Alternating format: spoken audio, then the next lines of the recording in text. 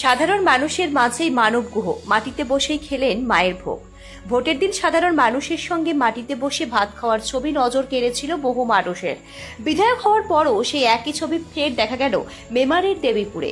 সাধারণ মানুষের সঙ্গে এক সারিতে মাটিতে বসে মায়ের ভোগ খেলেন মেমারির বিজেপি বিধায়ক মানব গুহ। গতকাল ছিল 7ই জ্যৈষ্ঠ। ভোর থেকেই ভক্তদের ঢল নামে দেবীপুর কালী মন্দিরে। শ্রী শ্রী কালীমাতা, বাবা ঈশানেশ্বর ও মনসা দেবীর উদ্দেশ্যে উৎসর্গ, পূজা ও যজ্ঞাদি অনুষ্ঠানে মুখর হয়ে ওঠে গোটা মন্দির প্রাঙ্গণ। গত 5 বছর ধরে নিষ্ঠা ও ভক্তি ভরে বাৎসরিক পূজার আয়োজন হয়ে আসছে। প্রতি বছরের বিশেষ দিনে অনুষ্ঠিত হয় এই মহাপূজা, আর সেই উপলক্ষে এলাকার মানুষের উৎসাহ থাকে চোখে পড়ার মতো।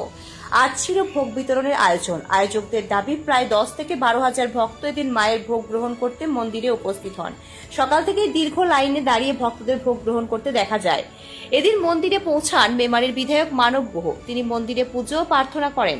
বিধায়কের আগমনে এলাকায় মানুষের উৎসাহ আরও বেড়ে যায়। এরপর সকলের সঙ্গে এক সারিতে মাটিতে বসে মায়ের ভোগ গ্রহণ করেন তিনি।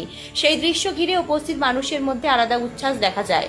পরে সাংবাদিকদের মুখোমুখি হয়ে মানব গুহ বলেন, এই বছর মানুষের উৎসাহ আনন্দ দ্বিগুণ হয়ে গিয়েছে। একদিকে যেমন পুজোর আনন্দ, অন্যদিকে এলাকার পরিবর্তনের আবহ। মানুষ এখন মন খুলে আনন্দ করছে। সবাই পরিবর্তন চেয়েছিল, পরিবর্তন হয়েছে।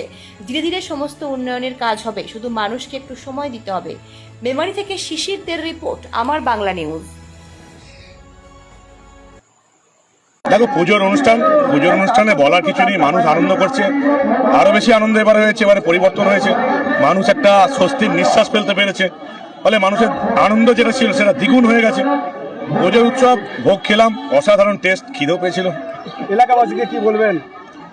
এলাকাবাসী খুশি, একটা বড় পরিবর্তন হয়েছে। তারপরে পুজো হয়ে বললাম দ্বিগুণ উৎসাহ। এবার এলাকাবাসীকে বলবো আমাদের সরকারকে কয়েকটা দিন সময় দিতে, সব উন্নয়ন হবে। জুন মাস থেকেই অনেক কিছু, অন্নপূর্ণা ভান্ডার শুরু হয়ে যাচ্ছে, 125 দিনের জব কার্ডের যে কাজ সেটা শুরু হয়ে যাচ্ছে, আয়ুষ্মান ভারত যোজনা শুরু হয়ে যাচ্ছে। সবে তো শুরু, এখন দেখতে থাকো না কি হয়।